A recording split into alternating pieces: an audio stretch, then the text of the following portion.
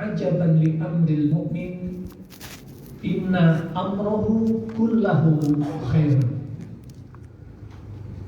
Sungguh ajaib, sungguh luar biasa setiap persoalan, setiap perkara yang mengiringi kehidupan orang yang beriman kepada Allah. Semua persoalan yang mengiringi itu menjadikan orang itu baik. Walaysa dzaka li ahadin illa lil mu'min in asabathu sarra'u syakara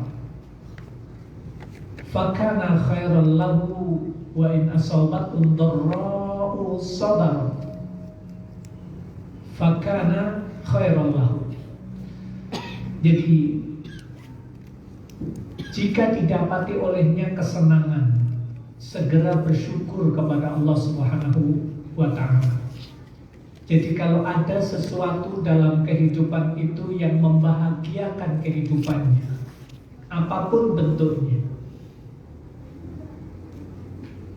itu langsung bersyukur kepada Allah Subhanahu wa ta'ala.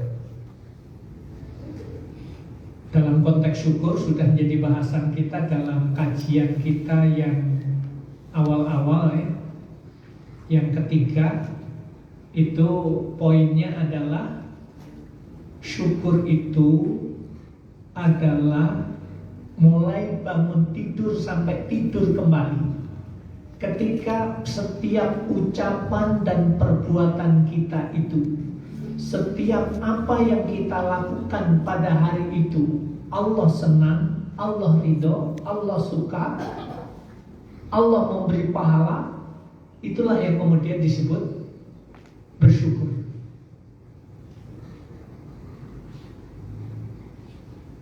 Jadi ketika mendapatkan rezeki, ungkapan dengan ucapan Alhamdulillahirabbil alamin.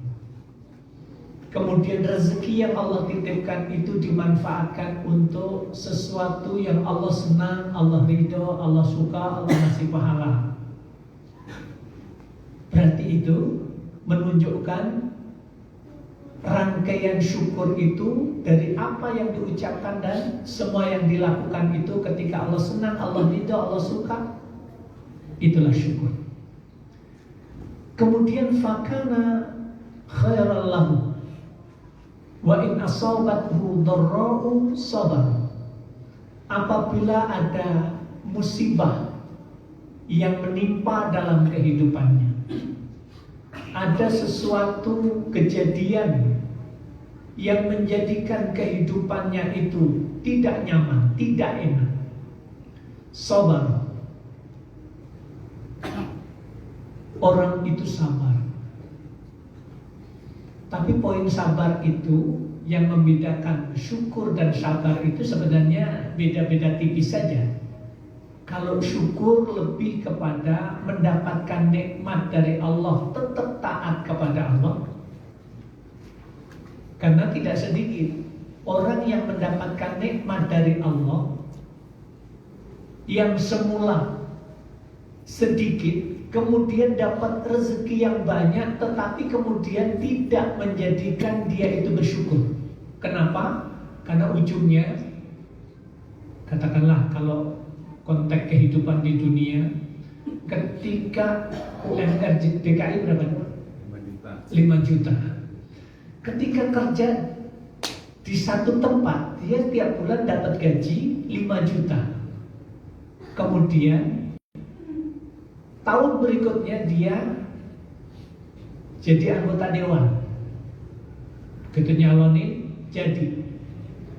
Berapa bulanannya? Kalau Pak Kiai ada, saya nanya. Pak Kiai nggak ada. 55 ya?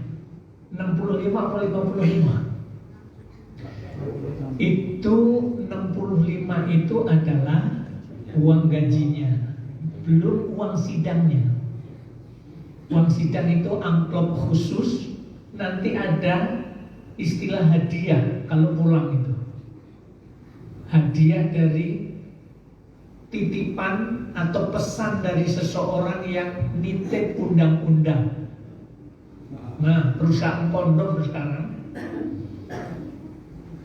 itu nitip ke anggota dewan. Setiap anggota dewan itu ternyata dapat 25 juta.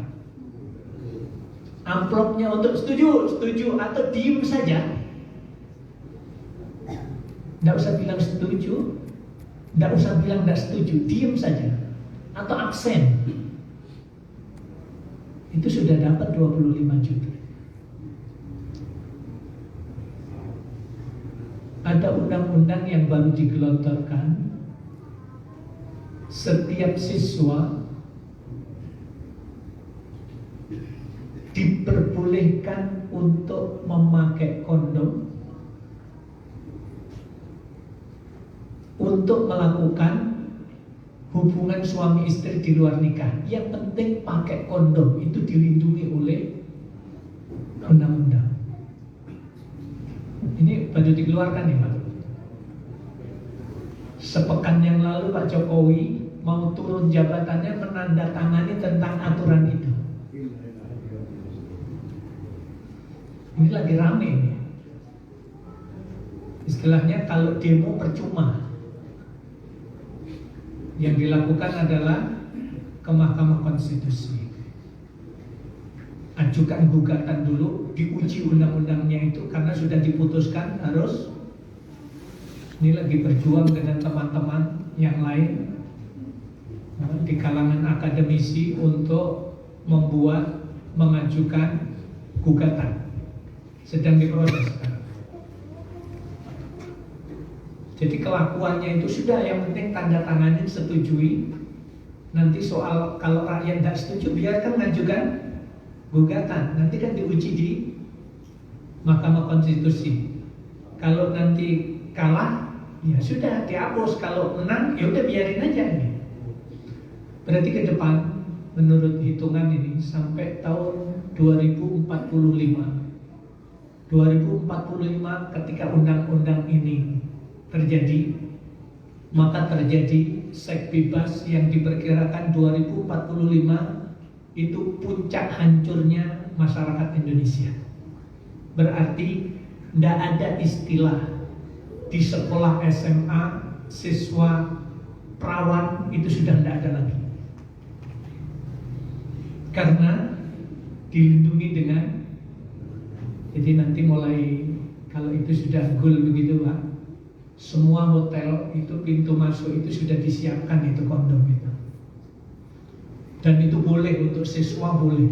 Yang penting masuk hotel tidak pakai seragam. Tidak ada istilah di bawah umur, tidak ada lagi.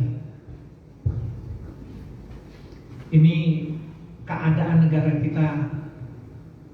Kalau bukan soal IKN yang besok harus berapa? 10.000 mobil disewa untuk upacara tanggal 17 di IKN. Wallahu alam, soal itu biar urusan sana.